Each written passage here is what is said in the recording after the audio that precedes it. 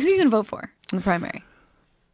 I think I'll probably vote for Bernie. Him as a human being, when I was hanging out with him, and I believe in him. I like him a lot. What Bernie stands for is a guy who, well, look, you could dig up dirt on every single human being that's ever existed if you catch them in their worst moment, and you magnify those moments, and you cut out everything else, and you only display those worst moments. That said, you can't find very many with Bernie. He's been insanely consistent his entire life. He's basically been saying the same thing, been for the same thing his whole life. And that, in and of itself, is a very powerful structure to operate from. That was a video released by the Bernie Sanders campaign to tout an endorsement by one of the most influential people in media, and I don't say that lightly, Joe Rogan. And because the left has decided they'd rather turn everybody off to their message of economic, racial, social justice, etc., than accept that Rogan has made some bad comments in the past, there are many who think Bernie Sanders should reject that endorsement.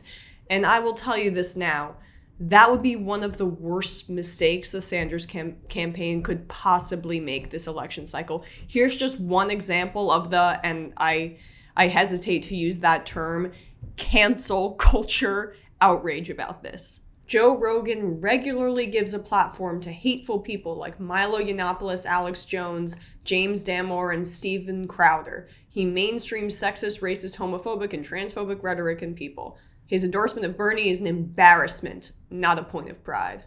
Okay, he also represents and is one of the leading voices for the more apolitical center, millennial, largely male portion of this country, and CNN, for example, regularly gives platforms to people like that, you know? But sure, on Rogan's transphobic comments, I can't defend him, but he's, again, representative of a center that Bernie can appeal to, a massive platform. And instead of taking this, in my opinion, giant win, because Rogan's reach, which is 1,000 times larger than any newspaper endorsement, some on the left want to throw it out because of past comments.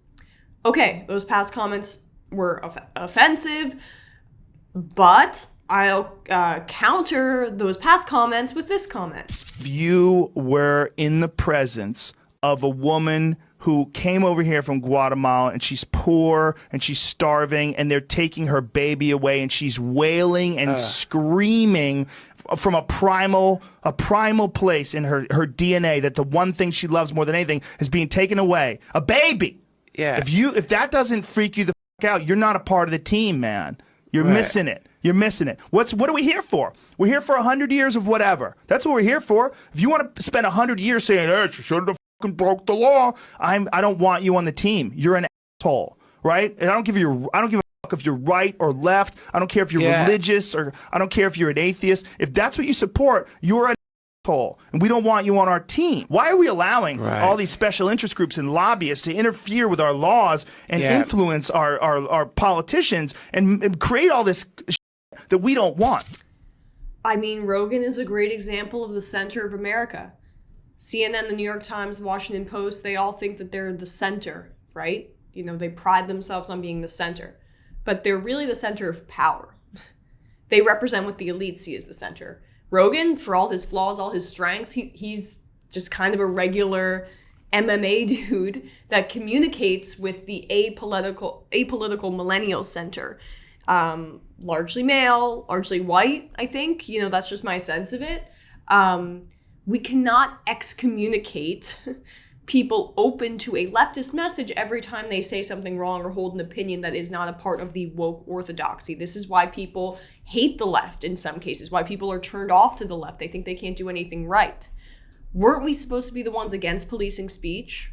Oh, and Howard Stern was fawning over Hillary Clinton. He's a radio host, right? That's analogous to Rogan. He said and done way worse stuff, let alone her beloved Henry Kissinger.